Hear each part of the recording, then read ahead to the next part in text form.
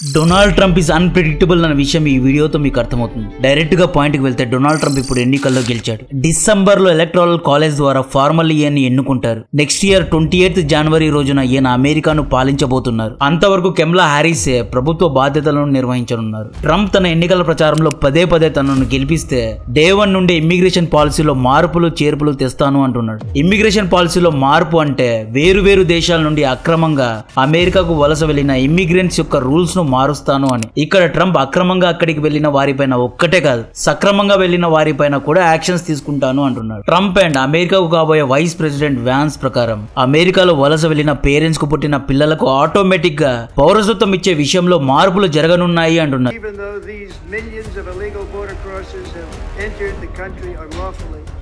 All of their future children will become automatic U.S. citizens. Can you imagine? President-elect Donald Trump reaffirming one of his first priorities will be mass deportation of non-citizens. Again, among his promises, mass deportation, ending birthright citizenship, and denying entry to legal immigrants.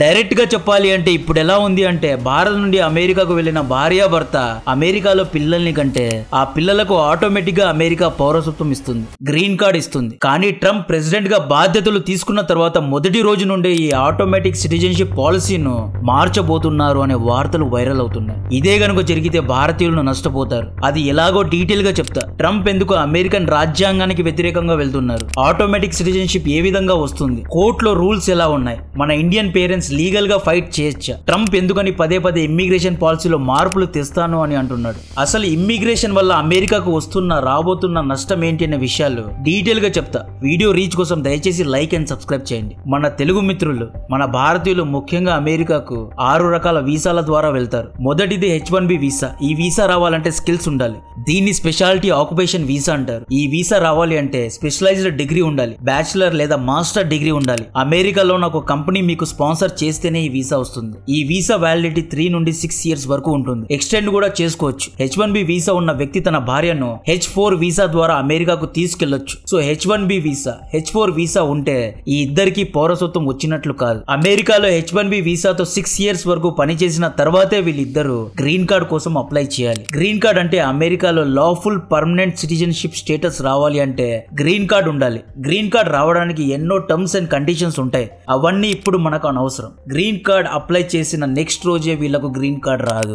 దాదాపు 12 లక్షల భారతీయులు green card కోసం apply చేశారు, waiting లో ఉన్నారు. ఇంకా green card రాలేదు. ఇంకా Chinese, Philippines, Arab Muslims, Africans ఇలా వేరు దేశాల నుండి దాదాపు 3 కోట్ల మంది అమెరికాలో గ్రీన్ కార్డ్ కోసం అప్లై చేశారు. కాంపిటీషన్ హెవీగా ఉంది. రేపు మాపు గ్రీన్ కార్డ్ వస్తుంది అని వెయిట్ చేస్తున్నారు. అమెరికాలో ఆల్రెడీ గ్రీన్ కార్డ్ వచ్చిన వాళ్ళు చాలా లక్కీ అని ఎందుకు అంటూ ఉంటారు అంటే అమెరికాలో గ్రీన్ కార్డ్ వచ్చే ఛాన్సెస్ కేవలం 0.25% మాత్రమే. ప్రతి ఇయర్ అమెరికా దాదాపు 10 నుండి 14 లక్షల గ్రీన్ కార్డ్స్ ను మాత్రమే ఇష్యూ చేస్తూ ఉంటుంది. సో ఇంత కాంపిటీషన్ లో ఒక సదరు భారతీయుడికి గ్రీన్ కార్డ్ రావడానికి కొన్ని దశాబ్దాలు పడుతుంది అని ఎక్స్పర్ట్స్ చెబుతూ ఉంటారు. ఫీ రీసెర్చ్ ప్రకారం దాదాపు 50 నుండి 60 ఏళ్ల తర్వాత కూడా గ్రీన్ కార్డ్ రాదు అని కూడా చెప్తున్నారు. ఇక్కడ మీరు అడగొచ్చు, అమెరికాలో పౌరసత్వం ఇవ్వకపోయినా ఎందుకు మనలో అమెరికాకు వెళ్ళడానికి ఇష్టపడుతున్నారు, అమెరికాలో ఉండడానికే మొగ్గు చూపుతున్నారు, అమెరికాలోనే ఎందుకు ఫ్యామిలీతో పాటు ఉంటున్నారు అంటే ఒక కపుల్ అమెరికాలో పిల్లల్ని కంటే ఆటోమేటిక్ గా ఆ అమ్మాయి లేదా అబ్బాయికి పౌరసత్వం వచ్చేస్తుంది. ఈ రూల్ అనేది అమెరికా యొక్క రాజ్యాంగంలోని 14th అమెండ్మెంట్ లో పొందుపరిచారు. ఇది యాక్చువల్లీ లీగల్ రైట్. ఈ రూల్ కారణంగానే భారతీయ తల్లిదండ్రులు తమకు సిటిజన్షిప్ రాకపోయినా అట్లీస్ట్ తమ పిల్లలకు వస్తుంది, అట్లీస్ట్ తమ పిల్లలైనా యుఎస్ సిటిజన్స్ అవుతారు అనే అమెరికాలో ఉండడానికి ఇష్టపడుతున్నారు. అమెరికాకు వెళ్ళడానికి కావాల్సిన రెండో వీసా L1 వీసా. ఈ వీసా భారత్ లో ఉన్న ఇన్ఫోసిస్, విప్రో ఇలాంటి సర్వీస్ బేస్డ్ కంపెనీ లేదా మల్టీనేషనల్ కంపెనీస్ తమ ఎంప్లాయీస్ ను అమెరికాకు ఈ L1 వీసా మీద పంపుతారు. ఇది కూడా ఒక లీగల్ వీసానే. మూడో వీసా O1 వీసా. ఈ వీసా ఎక్స్ట్రాడినరీ ఎబిలిటీస్ ఉన్న వారికి ఇస్తారు. సైన్స్ లో, అథ్లెటిక్స్ లో, రీసెర్చ్ లో, మెడిసిన్స్ లో చాలా టాలెంటెడ్ వ్యక్తులకు మాత్రమే ఇటువంటి వీసా ఇస్తారు. Next J1 visa. ఇది విజిటర్ ఎక్స్చేంజ్ వీసా. ఇది అంత ఇంపార్టెంట్ కాదు. Next F1 visa. ఇది చాలా ఇంపార్టెంట్. భారత్ లో ఉన్న స్టూడెంట్ అమెరికన్ యూనివర్సిటీలో చదువుకోవాలి అంటే ఈ వీసా తీసుకునే వెళ్ళాలి. దీన్ని వ్యాలిడిటీ 3 ఇయర్స్ ఉంటుంది. ఈ వీసాతోనే మన స్టూడెంట్స్ అమెరికాలో వెళ్లి చదువుకుని ఉద్యోగాలు తెచ్చుకుంటున్నారు. 6వ వీసా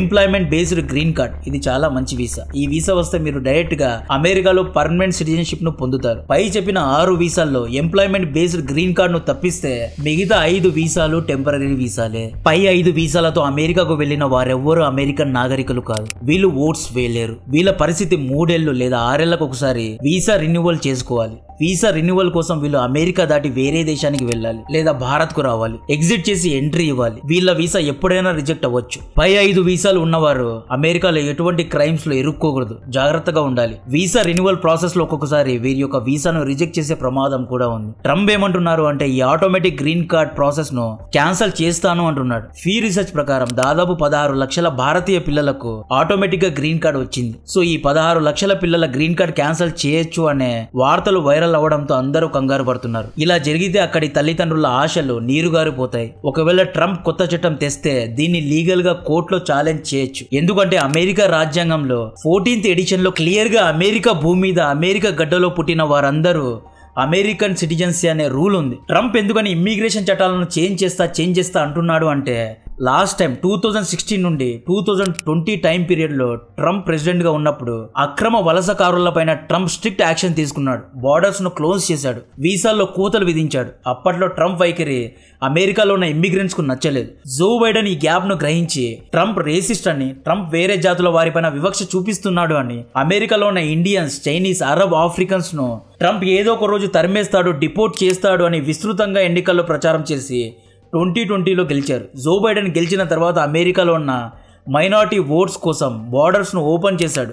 ఫ్రీ బార్డర్స్ చేశాడు. దాదాపు 12 లక్షల మందిని అమెరికాలో అలౌ చేశాడు. Joe Biden parole in place అనే ఒక కొత్త చట్టాన్ని తీసుకొచ్చి అక్రమంగా వీసా లేకుండా ఎన్నో ఏళ్ళు అమెరికాలో ఉంటున్న ఇల్లీగల్ ఇమ్మిగ్రెంట్స్కు వీసా ఇవ్వడం మొదలుపెట్టాడు.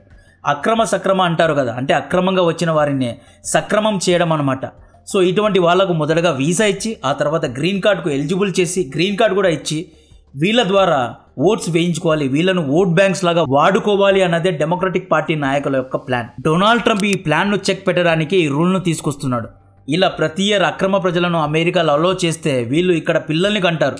చాలా మంది పిల్లల్ని కంటారు. ఆటోమేటిక్గా ఈ పిల్లలకు గ్రీన్ కార్డ్ వస్తుంది. 18 ఇయర్స్ తర్వాత ఈ పిల్లలకు ఓటు వేసే హక్కు వస్తుంది. ఆ తర్వాత ఈ పిల్లలు డెమోక్రటిక్ పార్టీ నాయకులకే ఓటు వేస్తారు. ఎందుకంటే వీళ్ళ తల్లిదండ్రులు డెమోక్రటిక్ పార్టీ ద్వారానే ఆశ్రయం పొందారు కాబట్టి. ట్రంప్ ఫ్యూచర్ ఆలోచిస్తున్నాడు.